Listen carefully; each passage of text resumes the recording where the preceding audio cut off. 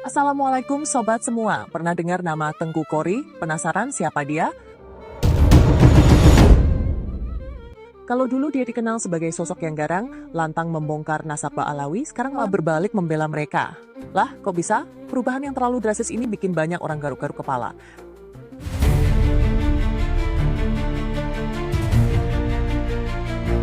Dulu dia ada di barisan ulama Nusantara yang kritis soal keturunan Ba'alawi bersama Kiai Imaduddin, Gus Abbas Buntet, dan Gus Fuad Pleret.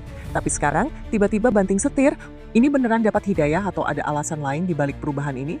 Nah, kita bakal bahas semuanya secara santai, nyeleneh, dan tentunya menggelitik. Siap-siap buat ketawa sambil mikir. Dulu nyerang, sekarang sayang. Woi, Ba'alawi Jahannam. Natap lo rungkan, lo liatin aja. Hah? Ilmu orang ada. Ya. Betul. Nasab orang arti. Betul. Ya. Ngagulnya selangit. Nah, Ya. insyaallah. Buset. Nawir we, nawir. Tawir mulu, nyari apam gratis. Malu ngapa malu?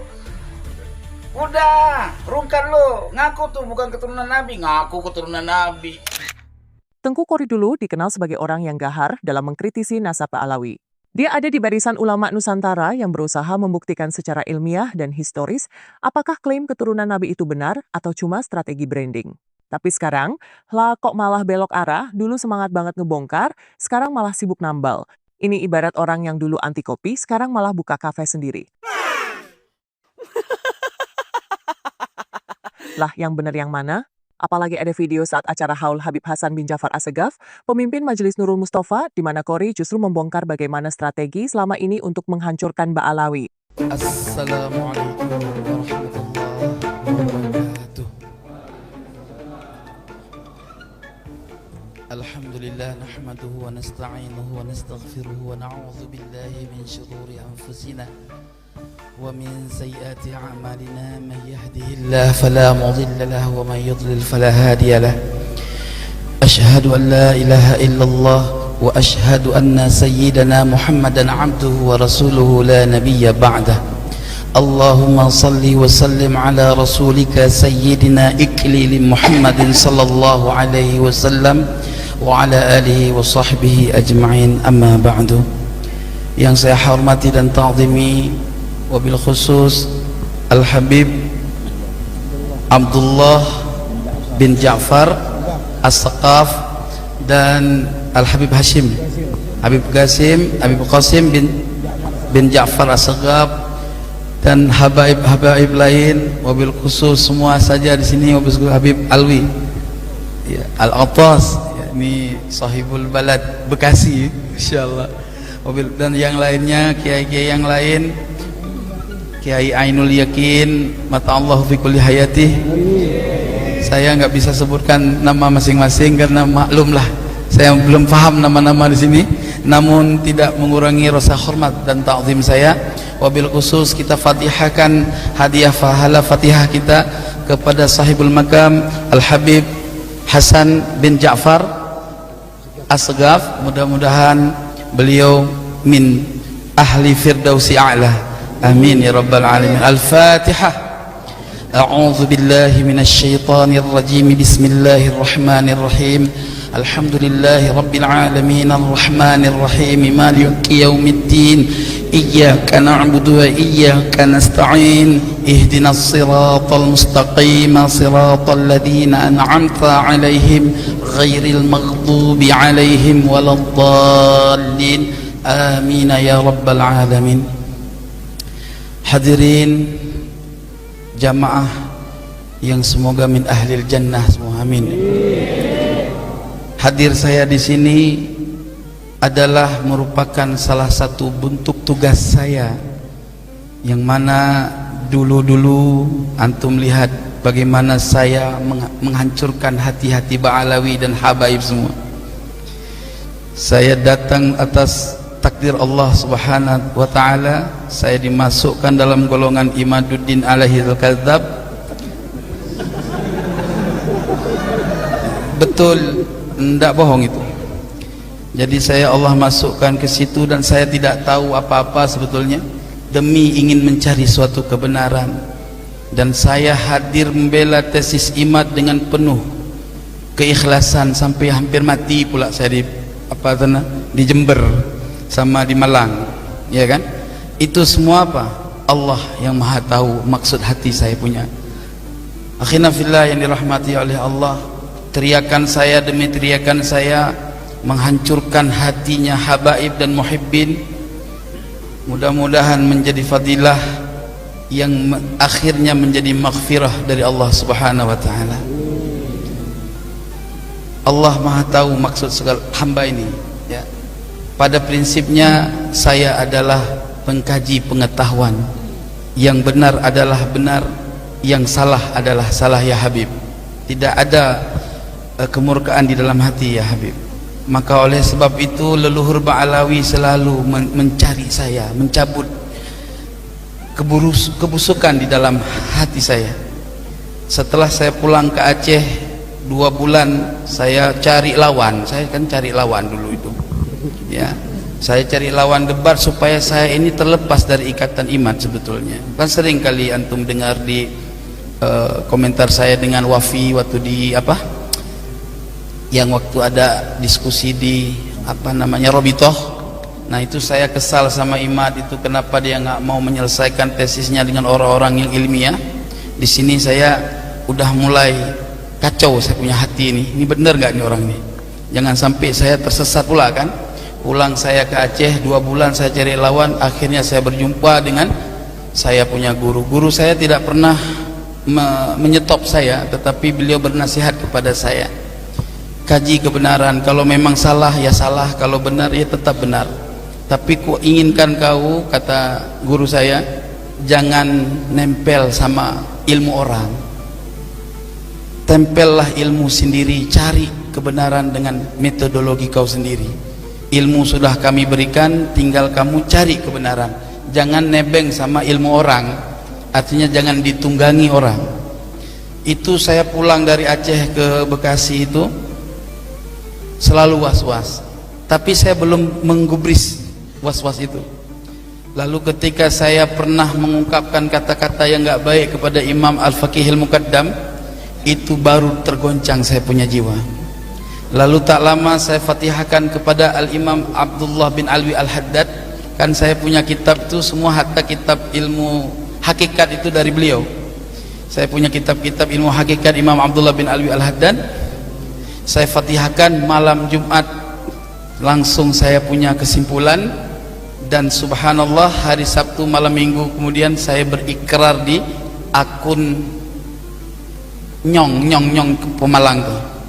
Nah setelah itu saya langsung membuat antitesis dengan begitu gampangnya, dan alhamdulillah antitesis ini tidak saya ambil daripada sedikit pun. Ini antitesis ini insyaallah mudah-mudahan dicetak, ya. Tidak saya ambil daripada dalil Ba'alawi. Saya ambil ifta ini dari di luar Ba'alawi. Jangan dibilang nanti Ba'alawi bela diri. Nah, ini semua ada 102 daftar pustaka, artinya 102 referensi untuk mensahihkan nasab Ba'alawi dari abad ke-5 Hijri sampai abad 15 Hijri sampai hari ini. Dan ini pantaslah Imam As-Sakhawi mengatakan nasab Ba'alawi adalah mujma'un alaihil ummah. Ini pantas. Maka oleh sebab itu, akhina fillah yang dirahmati oleh Allah semua, saya nggak pandai berbicara, ini gemetar saya sebetulnya. Iya gemetar. Kenapa? Memang karena ini rahasia Allah. Allah Subhanahu wa taala berfirman di dalam Al-Qur'an, "Wallahu khalaqakum wa ma ta'malun." Allah menciptakan kamu dan menciptakan perbuatanmu. Kita nggak tahu, ini semua rahasia Allah. Saya ini adalah orang terdepan yang membela tesis IMAD. Betul? Saya orang terdepan yang membicarakan tesis IMAD sampai dia langit ke Sidratul Muntaha. Tugas saya hari ini mau tarik dia balik ke bumi, jangan sampai di sana terus. Itu tugas saya. Mohon semua handai taulan semua, mohon dukungannya. Ada sedikit ya tambahan ya. Ini ingin saya sampaikan bahwa berhati-hati. Ada 3-4 metode untuk menghancurkan Ba'alawi bukan dari sudut nasab. Ini harus kita perangi metode ini. Ini sumbernya saya juga. Jahanam betul. Allah ya Rabb. Jadi yang pertama mereka menyerang Ba'alawi dari karakter buruk oknum Ba'alawi, dari habaib-habaib yang dawir-dawir, yang dianggap mereka dawir, yang banyak-banyak masalah lah, yang ketika terjadi satu problem itu diekspos, diserang, dibikin judul-judul yang bermacam-macam. Itu yang pertama. Yang kedua, mereka menyerang Ba'alawi dari informasi karomah yang disampaikan dalam setiap ceramah, lalu dicari di dalam kitab-kitab tentang karomah ulama-ulama Ba'alawi. Di situ mereka framing, karena tujuan mereka bukan untuk orang alim, wahai kiai. Tujuan mereka bagaimana pemahaman karomah ini di antara orang-orang awam yang nggak punya pengetahuan karomah itu terdoktrin, sehingga mereka mengatakan ini khurafat. Kalau sudah mereka bilang khurafat, maka mereka akan mengatakan leluhur Ba'alawi ini pendusta. Terus mereka akan mengatakan bahkan sampai kepada manzilah riddah. Na'udzubillah, tsumma na'udzubillah. Yang keberapa? Yang ketiga, mereka akan mencari tahu mana-mana kuburan yang ramai, dan mereka lihat di situ kalau ada tulisan-tulisan Ba'alawi. Nah, mereka akan ngeklaim itu makam palsu.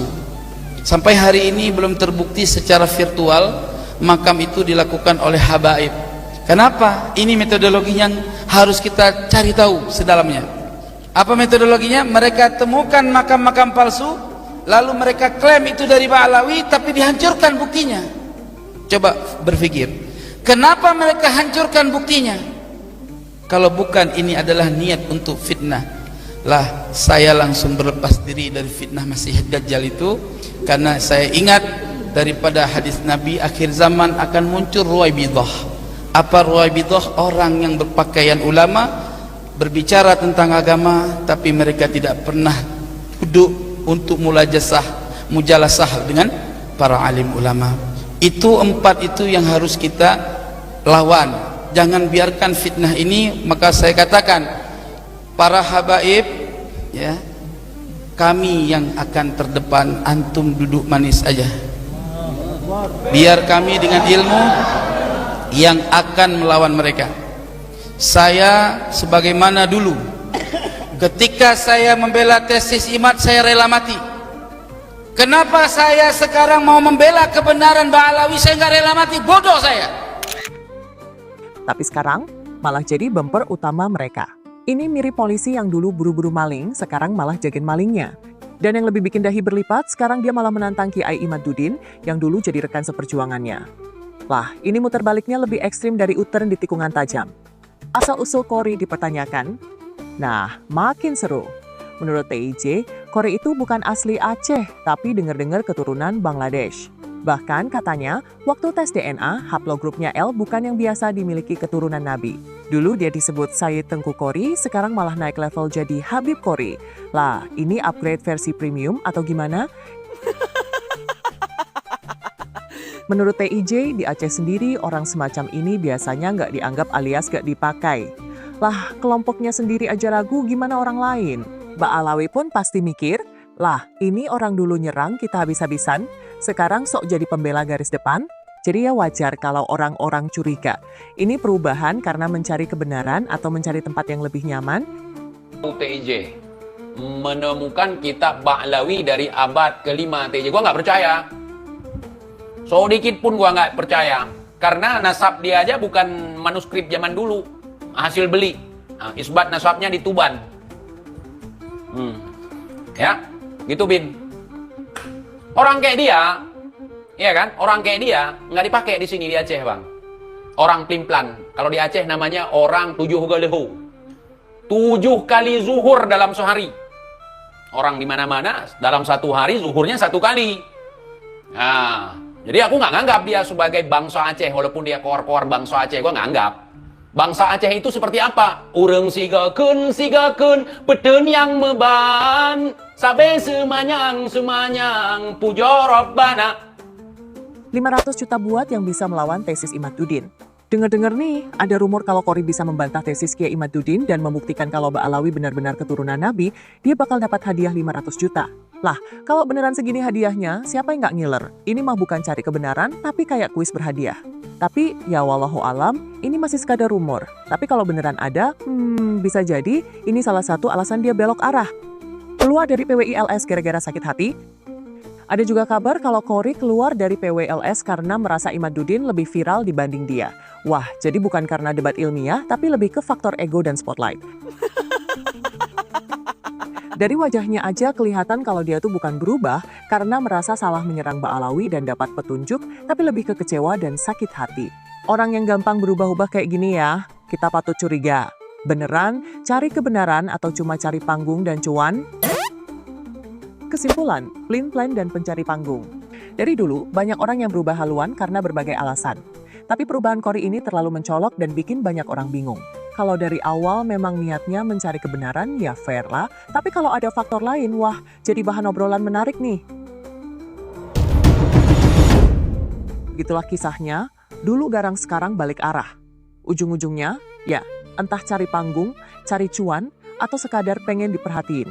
Wallahu alam, buat teman-teman selalu kritis dalam menyikapi informasi, jangan gampang terpengaruh, apalagi kalau ada yang pelin-pelan begini. Ambil ilmu dari orang yang benar-benar kredibel, bukan yang berubah-ubah sesuai angin. Wassalamualaikum warahmatullahi wabarakatuh.